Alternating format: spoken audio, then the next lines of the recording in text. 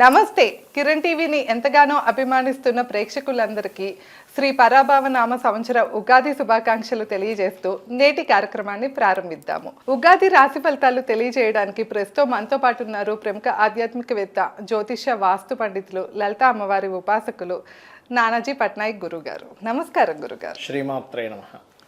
గురుగారు, మనకైతే ఉగాది రాబోతుంది. మీకు మా ప్రేక్షకులందరి తరపున కూడా ఉగాది శుభాకాంక్షలు గురుగారు.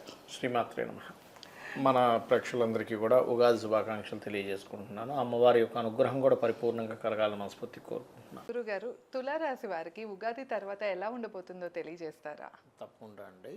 అసలు ఎప్పుడైనా ఉగాది అనగానే మనం చూసుకునేది అందరికీ అలవాటు ఉన్నది ఏంటంటే పంచాంగం ఓపెన్ చేసుకుని అవును, ఆదాయం ఎంతుంది, వ్యయం ఎంత ఉంది, రాజ్యపూజ్యం ఎంత ఉంది, అవమానం ఎంత ఉందని చూసుకుంటాం. ఈసారి మనకి పంచాంగాల్లో ఇచ్చినటువంటిది కనుక చూసుకుంటే 5 and 14 అంటే ఆదాయం 5, వ్యయం 14గా చూపిస్తుంది. అండ్ అలాగే రాజ్యపూజ్యం 6, మెచ్చుకునే వాళ్ళ సంఖ్య 6, ఇబ్బంది పెట్టే వాళ్ళ సంఖ్య అంటే అవమానం 3గా ఉంది.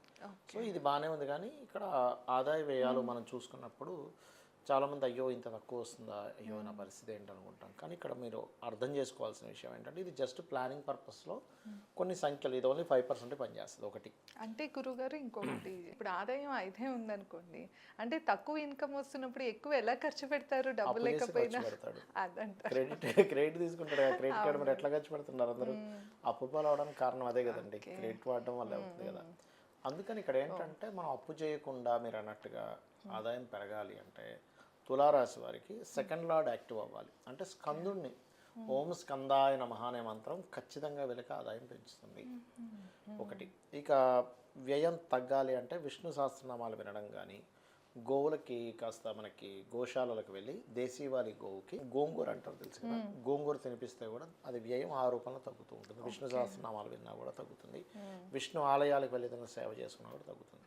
అయితే ఈ దీంతో పాటు మనం ప్లానటరీ పొజిషన్స్ ఎలా ఉందో చూసుకోవాలి. ఈ ప్లానటరీ పొజిషన్స్ పరంగా వీళ్ళకి ఎటువంటివి జరగనున్నాయి ఏమిటి అనేటువంటి అంశాలు చెప్తుంది నేనైనప్పటికీ చెప్పిస్తుంది సాక్షాత్ లలిత అమ్మవారిగా భావిస్తూ ఆ లలితాంబిక అమ్మవారి యొక్క అనుగ్రహం పరిపూర్ణంగా కలగాలని మనస్ఫూర్తి కోరుకుంటూ, ఫస్ట్ ఆఫ్ ఆల్ ఏంటంటే ఇక్కడ పంచమ స్థానంలో రాహు ఉన్నాడండి వీళ్ళకి.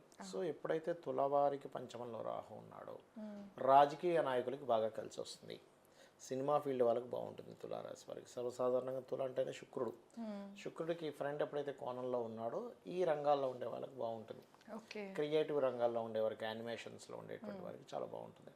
ఇమాజినేషన్, ఎందుకంటే వీళ్ళకి ఇమాజినేషన్ స్థానంలో ఎప్పుడైతే రాహు ఉన్నాడో ఇమాజినేషన్స్ వీళ్ళకి ఎక్కువ ఉంటే, ఎంత హైలో ఉంటే అంత బాగుంటుంది వీళ్ళ లైఫ్ కాబట్టి. ఒకటి.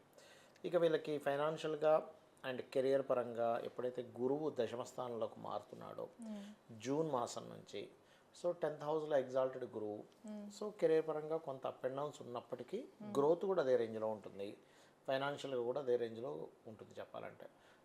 ఇవి మాత్రమే కాకుండా మనకి 6th హౌస్లో కూడా శని ఉన్నాడు కాబట్టి 6వ స్థానంలో ఎప్పుడైనా శని భగవానుడు ఉన్నప్పుడు స్పోర్ట్స్ రంగాల్లో కానీ లేకపోతే డైలీ కాంపిటీషన్ వరల్డ్లో కానీ వీళ్ళు గెలుస్తారు చెప్పాలంటే.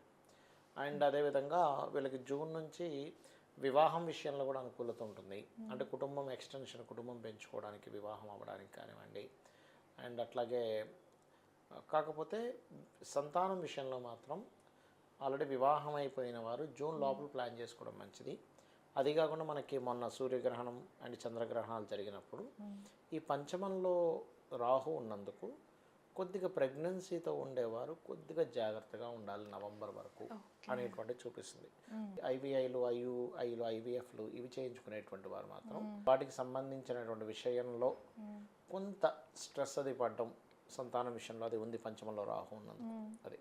ఇక మెడికల్ రంగాల్లో ఉండేటువంటి వారికి మంచి లాభసాటిగా ఉంటుంది. మెడికల్లో అందులో ముఖ్యంగా ఆయుర్వేదం ఇలాంటి రంగాల్లో ఉండేటువంటి వారికి 11th హౌస్లో కేతు ఉన్నందుకు వాళ్ళు ఆ యొక్క విషయాల్లో కొంత గుర్తింపును కూడా పొందుతారు అనేటువంటి చాలా స్పష్టంగా చూపిస్తుంది. తండ్రి ఆస్తి విషయంలో ఏవైనా చిన్న చిన్న లావాదేవీలు ఉంటే జూన్ లోపల సెట్ చేసుకోవచ్చు. లేదు అంటే మరలా మీకు అక్టోబర్ నవంబర్ నుంచి పాజిటివ్గా ఉంటుంది చెప్పాలంటే. అక్టోబర్ నవంబర్లో వస్తే మళ్ళీ ఏమవుతుందంటే వీళ్ళకి కెరీర్ పరంగా మళ్ళీ ఒకసారి మార్పు చూపిస్తుంది. అంటే పాత కంపెనీలోకి వెళ్ళడము ఇలాంటివి చూపిస్తుంది. అయితే వీళ్ళకి ఎంత దుర్గానామాన్ని చేసుకుంటే అంత బాగుంటుంది వీళ్ళ లైఫ్ అనేటువంటిది. అంటే ఓం దుమ్ దుర్గాయ నమః అనే మంత్రం ఎంత చేస్తుంటే అంత బాగుంటుంది. లేదా చండీ పారాయణము, చండీ వినడము ఇవి చేసుకోవచ్చు హ్యాపీగా వీరు. ఓకే.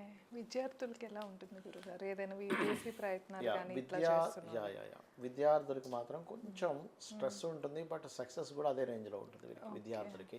హోమ్ లోన్స్ కూడా లభిస్తాయి, ఎందుకంటే 4th లాట్ 6th హౌస్లో ఉన్నాడు కదా, లభిస్తాయి. ఆల్రెడీ ఒక కోర్స్ చేస్తున్న వాళ్ళు అడిషనల్ కోర్స్ ఇంకోటి చేయడం పక్క నుంచి దానికి కూడా కొంచెం ఎక్స్ట్రా వర్క్ పెట్టుకోవడం, ఎక్స్ట్రా స్ట్రెస్ పెట్టుకోవడం జరుగుతుంది విద్యార్థుల విషయంలో. ఓకే. విదేశీ ప్రయత్నాలు గురుగారు? విదేశీ ప్రయత్నాలు వీళ్ళకి జూన్ లోపల బాగున్నాయండి, ఓకే. లేదంటే అక్టోబర్ నవంబర్ నుంచి బాగుంది విదేశీ ప్రయత్నాలు వీరికి. గురుగారు, ప్రస్తుత పరిస్థితి బట్టి ఈ సంవత్సరంలో ఏ రంగాల వారికి ఎలా ఉందంటారు? ప్రస్తుత పరిస్థితి కనుక చూసుకుంటే మనం నవనాయకాస్ తీసుకుంటామండి. నవనాయకాస్ కనుక తీసుకుంటే ఇక్కడికి ఈసారి గురువు రాజు అయ్యాడు. మనకి పోయిన సంవత్సరం రవి రాజు అయినందుకు, కేతుతో సంబంధం ఉన్నందుకు కొంచెం రాజకీయ నాయకులు లేకపోతే కొంతమందికి ప్రాణగండాలు ఇవి అనుకున్నాం, అదే రకంగా జరుగుతూ వచ్చాయి ఈ యుద్ధాల వల్ల. అయితే ఈసారి గురువు రాజు అయినందుకు కొంచెం అంటే మనకి గురువు యొక్క హౌజెస్ పాడయ్యాయి కాబట్టి కొంచెం మిస్కమ్యూనికేషన్స్ అవ్వడము, యుద్ధ సంబంధించిన వాటికి తీసుకెళ్తూ ఉంటుంది. ఎందుకంటే కేవలం గురువు ఒకటే కదా, మనం మంత్రిని కూడా తీసుకోవాలి. మంత్రి అంటే ఆలోచన విధానం, అంటే పాలించేవాడికి గొడవ పెట్టుకోవాలి, యుద్ధం చేయాలనే ఆలోచన. ఎందుకంటే కుజుడు అవుతున్నాడు మంత్రి. సో అందుకని ఏంటంటే ఎంతసేపు పరిపాలనా దక్షత, ఎంతసేపు కూడా మన శక్తిని చూపించాలి. మంత్రి అనేది పరిపాలనా దక్షత, ప్లానింగ్. అక్కడ ఎలా ఉంటుందంటే ఇది నా శక్తి అనే శక్తిని చూపిస్తూ చేసే ప్రక్రియలోకి వెళ్తూ ఉంటాయి అన్ని దేశాలు కూడా. ఎలాంటి ఇప్పుడు యుద్ధం వచ్చినప్పుడు వాళ్ళ అణయాయుధాల శక్తి ద్వారానే ఇది పవర్ఫుల్ దేశం అని తెలుస్తుంది కదా. అందుకే యుద్ధ సంబంధించిన మనకి పరాభవనామ సంవత్సరం ముందు నుంచి ప్రారంభమవుతూ వస్తున్నాయి. అంటే మన ఇండియా కూడా అలాంటి ప్రభావం ఉందంటారా గురుగారు? ఉంటుందండి, ఉంటుంది. అంటే తక్కువగా ఉంటుంది, బట్ గల్ఫ్ కంట్రీస్ వేరే దేశాలకు ఎక్కువగా ఉంటుంది. అమెరికా కంట్రీస్, గల్ఫ్ కంట్రీస్, ఈ కంట్రీస్కి ఎక్కువగా ఉంటుంది. ఇండియాకి స్వల్పంగా ఉంటుంది చెప్పాలంటే. అదేవిధంగా సేనాధిపతి అంటే రక్షణ కారకుడు కూడా, దేశ రక్షణ కారకుడు చంద్రుడు అవుతున్నాడు.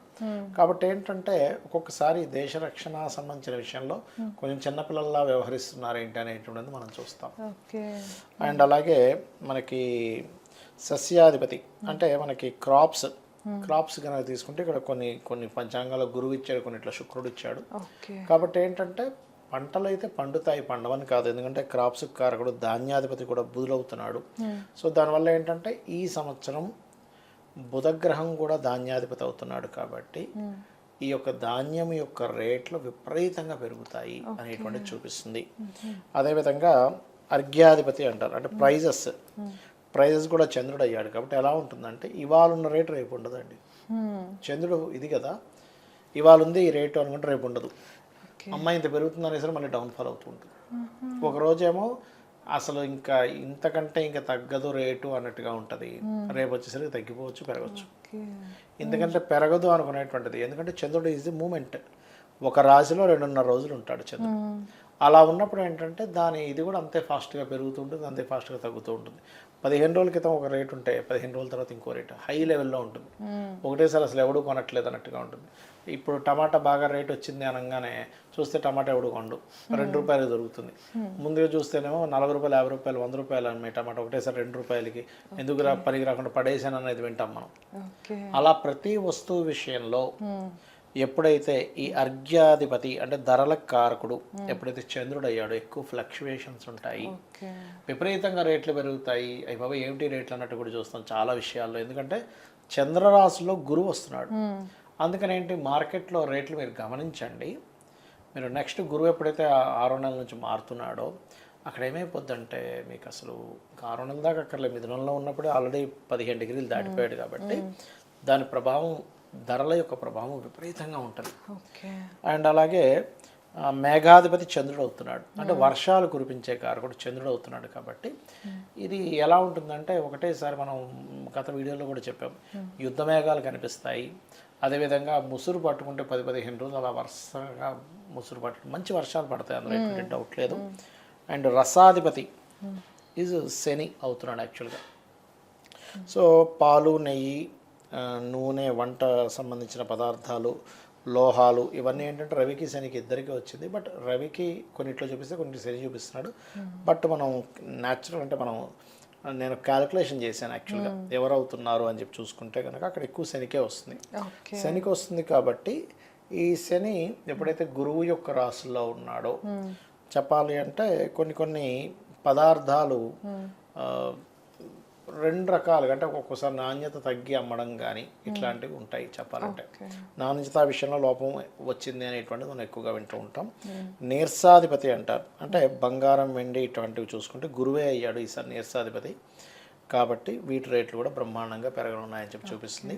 అయితే మీరు రంగాల వారికి సంబంధంగా కూడా కొన్ని అడిగారు, దాని రకంగా కూడా చూసుకుంటే ఫస్ట్ ఆఫ్ ఆల్ ఏంటంటే మనకి ఈ సంవత్సరం ఈ కమ్యూనికేషన్స్ లేకపోతే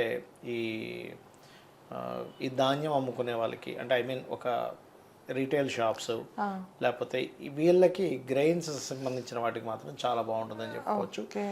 భూమి రేట్లు కూడా బాగా విపరీతంగా పెరుగుతాయి, భూమి రేట్లు అందులో ఎటువంటి సందేహం లేదు. రియల్ ఎస్టేట్ ఈ రంగాల్లో ఉండే వారికి బాగా పెరుగుతుంది, అండ్ వ్యవసాయ రంగాల్లో ఉండే వారికి కూడా చక్కగా వాళ్ళకి మంచి పెరుగుతుందని చెప్పుకోవచ్చు.